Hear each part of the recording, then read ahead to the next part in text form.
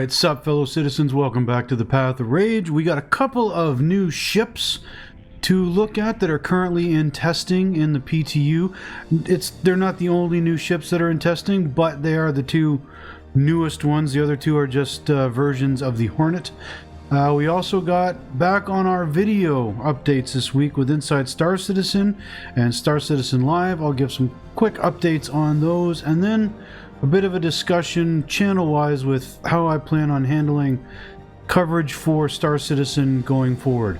We got a fair bit to get into, not drastically too much, but enough, so let's get into it.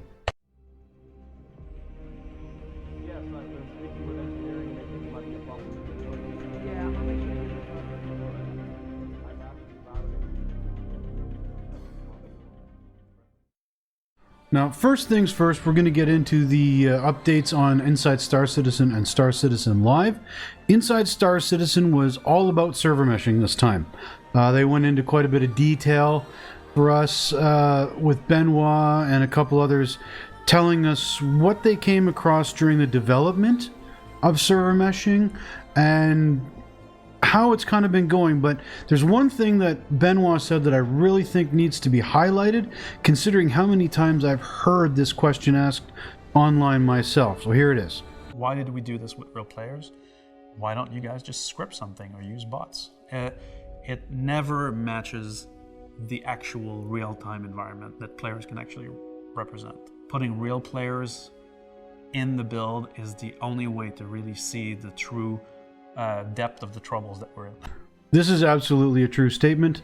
There is never, having been in Evocati all this time, there is never anything like once we start putting more players into the PTU, into live. Like, the more players that we get in there, the more data that they generate, there is no way for them to simulate that on their end. There's no substitute for actually putting in the players. I'm glad that they're doing it. This is such a big technology. They need all the help that they can get, and I'm willing to do that. So, you know, this is great. I think this is the way it needs to be. Now, they talked about cracking down on server meshing and what it needs and how they start the servers at 100 players, run it for a while to make sure it's working properly, and then slowly ramp up player counts and whatnot. Doing this in these processes, basically the entire episode is them saying, we did this and found out that this wasn't working correctly. So we fixed that and we put this in, and now that's working correctly, but it showed us another bottleneck. Some of this is knockoff effects from older pieces of code that were, made and put into the game long before the game had expanded to the product it is now, as compared to what it was originally meant to be, and that code just never had the opportunity to work with such large player counts. They used a really good analogy for visualizing it all. They said basically, now that the highway is clear of traffic, they're mainly working on getting everyone through the on-ramp. So I suggest you watch it. Link is in the description below. It is a much more technically minded episode, so if you are into that, I would suggest watching it. It's not really something that you're gonna hear me cover too much, because I would just have to repeat word for word what they're saying. It's a lot of info on the programming side. If that's what you're interested in, go for it, jump on in. Now, as for Star Citizen Live, that was all about Star Engine and Genesis and how it will create planets. Planets can be made highly variable with flora and fauna, gameplay loops, and all that need to be decided before they can just create a planet. It's not that they have the ability to create one in a day or a week. There's a lot of stuff that goes into it. This new Genesis tool will just help streamline the actual process of building the planet. They'll be able to create large to small, medium-sized towns. Small to medium-sized towns. They could do large towns as well, and even up to full-size cities, but they say that for that, full-size cities, they want to use more care and direction, so those would be more directly created by the devs, just mainly for lore reasons and player count and movability reasons. They'll probably use the procedural tools to start off with, and then go in and get busy developing it by hand. As there's nothing actually to show video-wise when discussing Star Citizen Live, I am going to put the walkarounds of the 2 new ships in the background while I continue to cover this. They confirmed once again that roads are indeed planned, but they're just currently not in dev, simply because while they're fairly easily done, the focus is currently on the harder, more important development of the planet tech and the possible places people might go on these roads that require more time and effort. It's just a matter of not needing them yet. They were also quick to highlight that this is not some all-consuming, all-in-one, fix-everything patch for planet generation, but it's just a series of updated systems that will be continually dropped in to the code and into the engine as development progresses. And this will be an ongoing process as long as Star Citizen is in development, and very likely, I'd imagine, even after 1.0. They discussed weather, sandstorms, thunder and acid rainstorms, cloud improvements. One thing they were talking about was the current tiling effect that you can see approaching from orbit in-game. They're working on tools to make that smoother and less pop-in. Ground will naturally stay wet after rain falls instead of drying up as soon as the rain stops. Mud will be created, and mud traversal will affect players in the way you would expect. One thing they did mention that a lot of us longtime backers and even newer backers are going to be very happy of is that the new way that this system is going to work with the placement of trees and flora and fauna and all will also include rocks. So it will make more sense for rocky areas. We will no longer just, wherever we look, there's random giant rocks scattered everywhere on the planet, which basically makes, ground vehicles a pain in the ass to use at all, even hovercraft, simply because there's so many big rocks that pop up and into place in your path. This should make it more realistic, and players shouldn't have to worry quite so much about slamming into those rocks. They talked in general about plan to do it in the future terms, things like planetary tilt, seasons, active snowfall, weather patterns, tornadoes, hurricanes, aurora borealis, stuff like that. There were star audio questions, and yes, it will be a complete and total replacement for the current audio system in the game. It should be more realistic while being more optimized. Of course, it will handle Doppler effects such as sonic booms correctly. And they use the example of the delayed sound of an A-10 Warthog when being heard from the ground as it fires. This is kind of the goal. We want the same thing in the game. We want players to hear that kind of audio feedback. They said the hard part was making it sound and feel right to players, as opposed to making it sound like a mistake or a bug. A lot of it in general was nothing that's going to affect us anytime soon.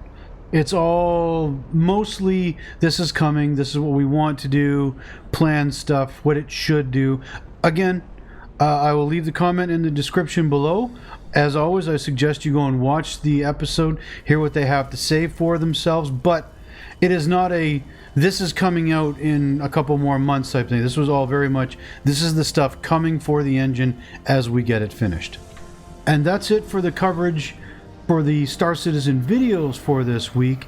Now, as you've been seeing in the background and continue to right now, I'm going to let play just my quick tours of the new Terrapin medic ship and the new Intrepid, the latest asymmetric ship from Crusader Industries.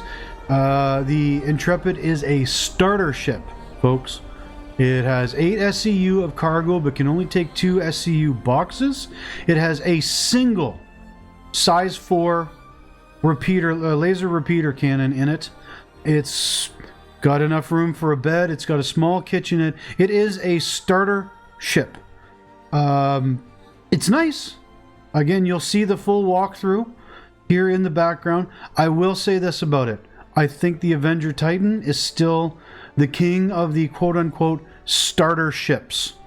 The $60 Avenger Penguin is by far the most useful at that price range. This is not bad, and depending on whether or not what size you can change the weapon to, or what kind of weapon, might be doable, but I don't really know how this is going to fit into the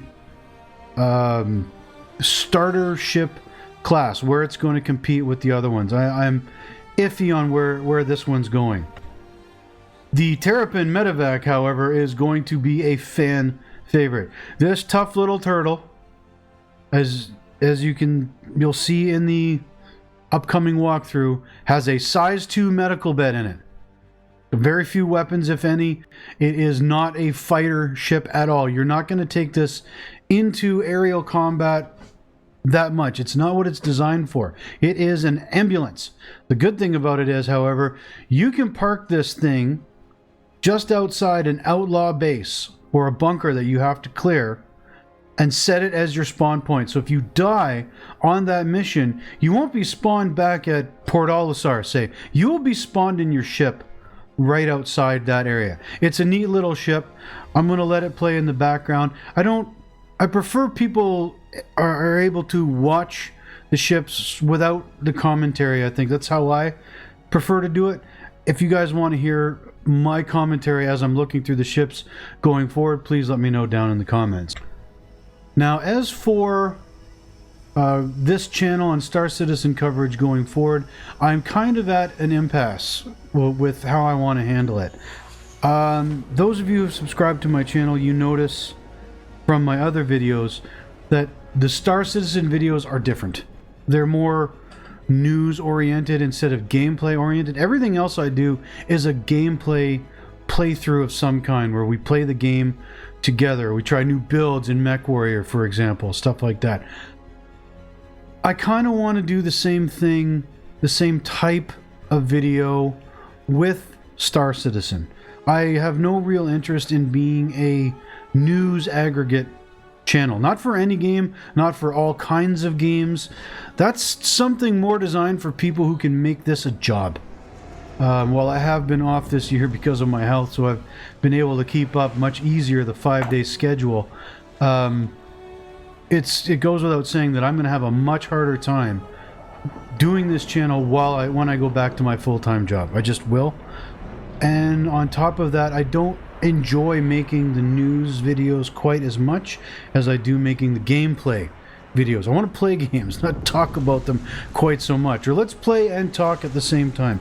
So just so you guys know, going forward, probably starting next week, but I'm not sure when or how exactly, I'm going to start playing a bit more with the format of the videos for Star Citizen, just till I find something that I like, that works for my schedule and how to record it. Hopefully that you guys will like. I'm not certain really if the game is in a state yet to allow me to get decent recording, unless you guys really want to see all the crashes from the earliest PTU and, pardon me, Evocati builds that I participate in and am allowed to video. If that's what you want to see, warts and all, I'm more than willing to do that. But again, this format is going to change. I'm just not sure how. Sound off in the comments below what you think about that. What kind of videos regarding Star Citizen you'd like to see. In the meantime, I hope you found this a little bit informative. I hope you enjoy the walkthroughs of the 2 new ships. And if you did like the video, give me a thumbs up and subscribe if you're new to help me grow the channel. And until next time, I've been RayJack Games, and I'll see you in the verse. Bye-bye.